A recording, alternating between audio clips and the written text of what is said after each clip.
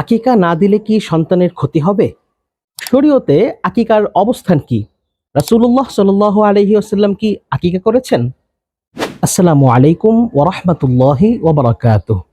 প্রিয় দর্শক, আজ আমরা এমন একটি বিষয় নিয়ে আলোচনা করব যেটি নিয়ে আমাদের সমাজে অনেক ভুল ধারণা প্রচলিত রয়েছে।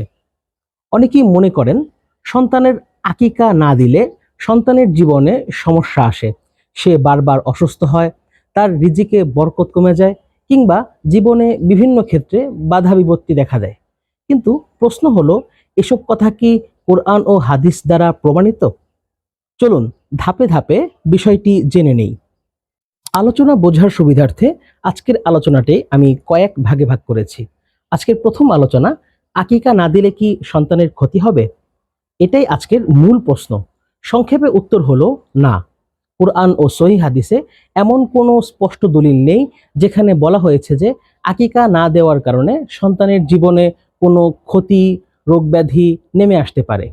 অনেক সময় একটি হাদিস উদ্ধৃত করা হয়, যে হাদিসটি হলো যে প্রত্যেক শিশু তার আকিকার বিনিময়ে বন্ধক থাকে। এই হাদিসটির ব্যাখ্যায় মুহাদ্দিস ও ফকিহগণ বিভিন্ন বক্তব্য উল্লেখ করেছেন, কিন্তু কোনো নির্ভরযোগ্য আলেম বলেননি যে আকিকা না দিলে সন্তানের জীবনে অবশ্যই বিপদ নেমে আসবে। তাই সন্তানের অসুস্থতা, পড়াশোনায় দুর্বলতা, রিজিকের সংকট ইত্যাদি কোনো সমস্যার সরাসরি আকিকা না দেওয়ার কারণে হতে পারে এমন কিছু শরীয়তের কোথাও উল্লেখ নেই। হ্যাঁ, আকিকা অবশ্যই একটি গুরুত্বপূর্ণ সুন্নত। এটি পালন করলে সওয়াব এবং বরকত অর্জিত হয়, কিন্তু এটা না করলে সন্তানের উপর নির্দিষ্টভাবে, অবধারিতভাবে ক্ষতি অবশ্যই নেমে আসবে, এমন কোনো বিষয় শরীয়তে সুস্পষ্টভাবে উল্লেখ নেই। আজকের আলোচনার দ্বিতীয় পয়েন্ট হলো, শরীয়তে আকিকার অবস্থান কি? আকিকা ইসলামের একটি গুরুত্বপূর্ণ সুন্নত আমল। অধিকাংশ ফকিহ ও মুহাদ্দিসগণের মতে আকিকা হলো সুন্নতে মুআক্কাদা, অর্থাৎ রাসূলুল্লাহ সাল্লাল্লাহু আলাইহি ওয়াসাল্লাম গুরুত্বের সাথে যে আমল করেছেন এবং উম্মতকে উৎসাহিত করেছেন সেটি সুন্নতে মুআক্কাদা। তবে এটি ফরজ নয় বা ওয়াজিবও নয়। এই কারণে আকিকা না করলে ফরজ বা ওয়াজিব ত্যাগের মতো যে গুনাহ, সেটা হবে না। তবে সামর্থ্য থাকা সত্ত্বেও এই সুন্নতকে অবহেলা করা কোনো মুসলমানের জন্যই উচিত নয়। আজকের আলোচনার তৃতীয় গুরুত্বপূর্ণ পয়েন্ট হলো, রাসূলুল্লাহ সাল্লাল্লাহু আলাইহি ওয়াসাল্লাম কি আকিকা করেছেন? এর উত্তর হলো হ্যাঁ, রাসূলুল্লাহ সাল্লাল্লাহু আলাইহি ওয়াসাল্লাম নিজে আকিকা করেছেন। হাদিসে এসেছে, তিনি তার দুই নাতি হাসান এবং হুসাইন রাদিয়াল্লাহু তাআলা আনহুমার পক্ষ থেকে আকিকা করেছেন। এছাড়াও রাসূলুল্লাহ সাল্লাল্লাহু আলাইহি ওয়াসাল্লামের পক্ষ থেকে এই বিষয়ে আরও একটি হাদিস পাওয়া যায়, যে হাদিসটির মাধ্যমে আকিকার গুরুত্ব আমাদের বুঝে আসে এবং এ থেকে এটাও বোঝা যায় যে আকিকা ইসলামের একটি সুপ্রতিষ্ঠিত সুন্নত। আজকের আলোচনার চতুর্থ পয়েন্ট হলো, যাদের সামর্থ্য নেই তারা আকিকা না দিলে কি গুনাহ হবে? এর সরল উত্তর হলো না। যাদের আর্থিক সামর্থ্য নেই তাদের উপর আকিকা আবশ্যক নয়। আল্লাহ তাআলা কাউকে তার সাধ্যের বাইরে কোনো কিছু চাপিয়ে দেন না। এই বিষয়ে পবিত্র কোরআনে ইরশাদ হয়েছে, লা ইউকাল্লিফুল্লাহু নাফসান ইল্লা উসআহা। তাই সন্তানের জন্মের সময় কোনো অভিভাবকের আর্থিক অবস্থা দুর্বল হলে তিনি যদি আকিকা দিতে না পারেন তাহলে তিনি গুনাহগার হবেন না। অনেক সময় মানুষ ঋণ করে বা কষ্ট করে আকিকা করে থাকেন, কিন্তু শরীয়ত এই বিষয়ে তাকে ছাড় দিয়েছে।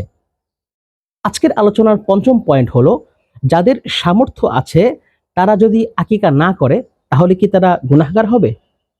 সম্মানিত সুধী, আকিকা যেহেতু সুন্নতে মুআক্কাদা, তাই সামর্থ্য থাকা সত্ত্বেও তা ছেড়ে দেওয়া কোনোভাবেই উচিত নয়। অধিকাংশ আলেমের মতে তিনি ফরজ বা ওয়াজিব ত্যাগের মতো গুনাহগার তো হবেন না, তবে তিনি যে একটি গুরুত্বপূর্ণ সুন্নত থেকে বঞ্চিত হবেন এটা সুনিশ্চিত। তাই যার সামর্থ্য আছে তার উচিত সন্তানের আকিকা সম্পন্ন করা। আজকের আলোচনার ষষ্ঠ পয়েন্ট হলো, ছেলে ও মেয়ের আকিকায় কয়টি পশু দিতে হবে? হাদিস অনুযায়ী ছেলেদের জন্য 2টি ছাগল এবং মেয়েদের জন্য 1টি ছাগল, এটাই সুন্নতের বিধান। তবে যদি কেউ ছেলের জন্য 2টি পশু দিতে সক্ষম না হন তাহলে অনেক আলেমের মতে 1টি পশু দিয়েও আকিকা হয়ে যাবে ইনশাআল্লাহ। 2টি দেওয়া উত্তম ও পূর্ণ সুন্নত, আর 1টি দিলেও মূল আকিকা আদায় হয়ে যাবে ইনশাআল্লাহ। আজকের আলোচনার সপ্তম পয়েন্ট হলো, কোরবানি ও আকিকা কি একই পশুতে করা যাবে? এই প্রশ্নটি প্রায় আমাদেরকে করা হয়ে থাকে। অধিকাংশ ফকিহ ও প্রাচীন আলেমগণের মতে গরু বা উটের মতো যেসব পশুতে একাধিক ব্যক্তি শরিক হতে পারেন, সেসব পশুতে কোরবানি ও আকিকার নিয়ত একত্রে করা বৈধ রয়েছে। কারণ উভয় ইবাদতের উদ্দেশ্যই আল্লাহ তাআলার সন্তুষ্টি অর্জন। তাই একটি পশুর কিছু অংশ কোরবানির জন্য এবং কিছু অংশ আকিকার জন্য নির্ধারণ করা যেতে পারে। তবে কিছু আলেমের মত হলো যে এই ক্ষেত্রে কুরবানির অংশ অধিক হওয়া উত্তম। আজকের আলোচনার অষ্টম পয়েন্ট হলো, শিশুর মাথার চুল মুন্ডন ও রূপা সদকা করার বিষয়ে শরীয়তের বিধান কি? আকিকার দিনে আরেকটি গুরুত্বপূর্ণ সুন্নত হলো শিশুর মাথা মুন্ডন করা। হযরত আলী রাদিয়াল্লাহু তাআলা আনহু বর্ণনা করেন, রাসূলুল্লাহ সাল্লাল্লাহু আলাইহি ওয়াসাল্লাম তার নাতি হাসান রাদিয়াল্লাহু তাআলা আনহুর আকিকার সময় ফাতেমা রাদিয়াল্লাহু তাআলা আনহাকে নির্দেশ দিয়েছেন যে তার মাথা মুন্ডন করো এবং সেই চুল ওজন করে পরিমাপ করে রূপা সদকা করে দাও। তাই আকিকার দিন শিশুর মাথার চুল মুন্ডন করা এবং সেই চুলের ওজন পরিমাণ রূপা বা তার সমমূল্যের অর্থ সদকা করা মুস্তাহাব। আজকের আলোচনার নবম পয়েন্ট হলো, আকিকা কততম দিনে করতে হবে? আকিকা করার সর্বোত্তম সময় হলো সন্তানের জন্মের সপ্তম দিন। হাদিসে সপ্তম দিনের কথা স্পষ্টভাবেই উল্লেখ করা হয়েছে। সেই দিনই আকিকা করা, নাম রাখা এবং মাথার চুল মুন্ডন করা সুন্নত। আজকের আলোচনার দশম পয়েন্ট হলো, সপ্তম দিন আকিকা করতে না পারলে কবে আকিকা করবে? সপ্তম দিনে আকিকা করা সম্ভব না হলে কিছু বর্ণনায় 14 এবং 21তম দিনের কথা উল্লেখ রয়েছে। তবে অধিকাংশ আলেমের মতে এটি বাধ্যতামূলক নয়।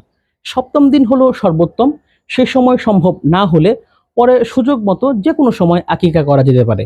অর্থাৎ 7, 14, 21 এই ধারাবাহিকতা বজায় রাখতেই হবে এমন কোনো বাধ্যবাধকতা নেই। তবে কেউ চাইলে এই ধারাবাহিকতা ধরে রাখতে পারেন ইনশাআল্লাহ।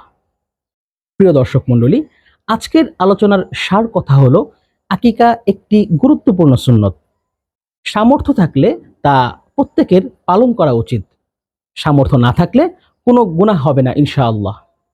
আকিকা না দেওয়ার কারণে সন্তানের জীবনে নির্দিষ্ট কোনো ক্ষতি হয় এমন বিশ্বাসের পক্ষে কোরআন ও হাদিসে সুস্পষ্টভাবে কিছু উল্লেখ নেই। তাই কুসংস্কার নয়, বরং কোরআন সুন্নাহর আলোকে বিষয়গুলো আমাদেরকে বুঝতে হবে।